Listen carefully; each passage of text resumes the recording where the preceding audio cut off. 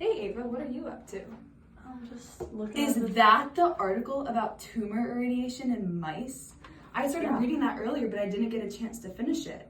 Aren't the researchers trying to determine if using high doses of radiation at a really fast rate would have positive effects on the growth of tumors? Yeah, I just finished reading it. It was fascinating. The scientists hypothesized that using this new flash technology, which is actually just a cool laser-powered device, would allow the doctors to use higher radiation doses to treat cancer without harming the patient's normal tissues too much. That's so cool. So cool. Wait, were you guys talking about the irradiation in mice? I was just reading that. Tell me more. Okay, I think I know what I'm talking about now, so let me just break it down for you guys. So in this specific... Wait a second. This isn't right. I need my article reading goggles. Okay, much better. So, in this specific study, researchers used a compact laser-powered device to generate high-energy protons greater than 60 million electrovolts and conducted an experiment on mice models with human tumors. They were able to control the radiation dose delivered to the tumors using the laser-powered device as well as the clinical proton source and looked at how the radiation affected the tumor growth. Wait, are you guys talking about flash? I was just reading about it. Let me tell you more.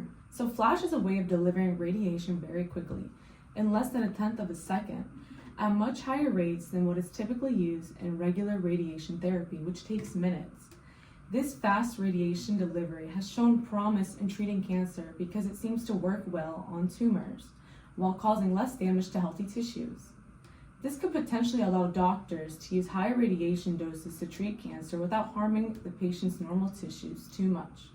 However, before flash radiation therapy can be used as a standard treatment, studies must be conducted on how it affects both cancerous and healthy tissues. We need to understand various factors like how much radiation is delivered in each quick burst, how often these bursts happen, and how long the entire treatment takes. So I did get a chance to read a bit about it, and I think I understand it to a pretty good degree, but I think these would help. Thank you. So when conducting these experiments, the researchers had to rely on small equipment called research accelerators, which are used on experiments on small animals. These accelerators can deliver radiation in different ways and at different speeds, ranging from extremely fast, like milliseconds, to whole minutes. This helps the scientists understand how the radiation interacts with tissues at the different speeds. In this particular experiment, the Draco PW laser is used to target a special material, and this process generates protons. And the protons have a range of energies, and we can select a specific group of them to target. And these selected protons are then guided through a system using magnets and other devices. Very techy. One of these devices, called the ESA, helps shape the proton's energy spectrum, while others help make the proton beam spread out evenly. The protons pass through monitors and measurement devices in the air to ensure that they are delivering the correct dose. And finally, those protons are then delivered to a specific area within a mouse bedding unit where they deliver the intended dose of radiation. Oh, now I get it. Okay, and the researchers also used a small animal model with tiny spherical tumors grown on a mouse's ear, which allows them to study how different types of radiation affects these small tumors. To ensure precise radiation delivery, they defined a target area, PTV, within the tumors and prescribed a specific radiation dose to this area. The prescribed dose had to meet certain criteria. It needed to be delivered within a short time frame, no longer than 4 minutes, and with a specific energy spectrum. This energy spectrum required the protons to have a particular range of energies to ensure the radiation penetrated the tumors effectively while minimizing damage to the surrounding healthy tissue. To achieve this, the researchers used the Draco PW laser to generate protons. These protons were then directed through the complex system of magnets and scattered to shape their energy spectrum and ensure they hit the PTV accurately. They also developed a monitoring system using a time-of-flight spectrometer to track the proton energy and make sure it matched their desired spectrum. To deliver the prescribed dose, they used a multi-shot approach, combining several individual shots of protons to reach the required dose level. The laser energy was adjusted to control the dose for each shot. They monitored the dose with specialized instruments such as transmission ionization chamber, and dosimetry radiochromic film. Aw, mice are so cute. But a total of 61 mice in the experiment and divided them into different groups. Some received proton radiation, some were given fake treatments with no radiation, and some were irradiated with x-rays for comparison. Additionally, there were control groups of mice that didn't receive any treatment at all. The sham-treated groups underwent all the same procedures as the groups receiving radiation, except they didn't actually receive radiation. These sham-treated groups were important to understand if any effects on tumor growth were due to the experimental procedures rather than the radiation itself. Wow, this is a lot of information. I need to take it in.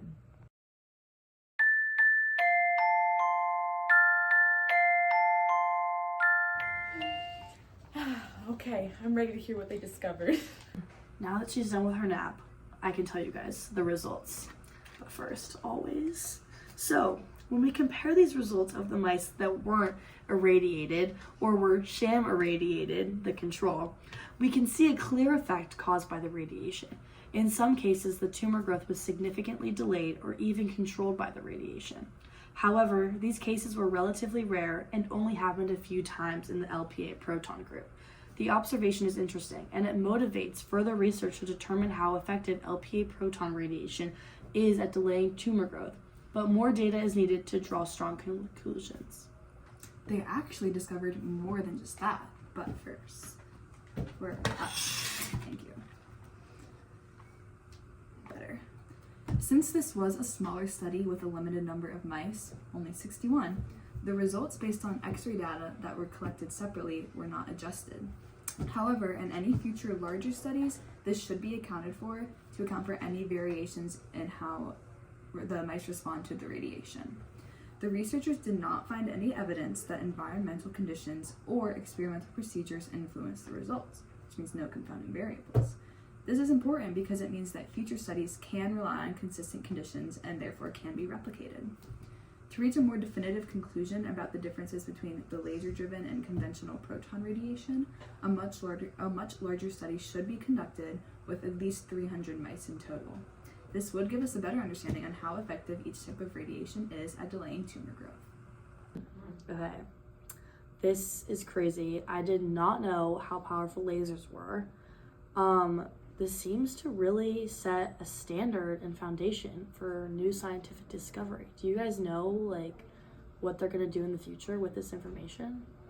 Yeah, as a matter of fact, beyond this study, this platform can be used as a reference to deliver customized radiation doses to a wide range of samples, allowing us to study how radiation affects different materials or organisms. We can even deliver very high doses of radiation in an extremely short time, which could be used for exciting future applications like investigating the effects of high-speed radiation on biological organisms or even exploring radiochemistry.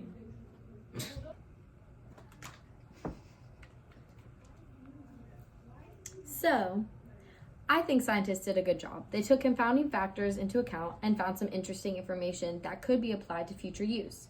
However, I do think that in the future, they could use a larger sample group for more accurate results, and they could also test it on different organisms so that we can generalize the results to a more broad population.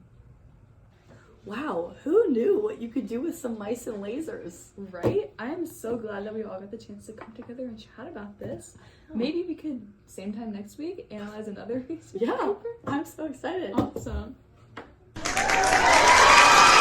Same time next week? For sure.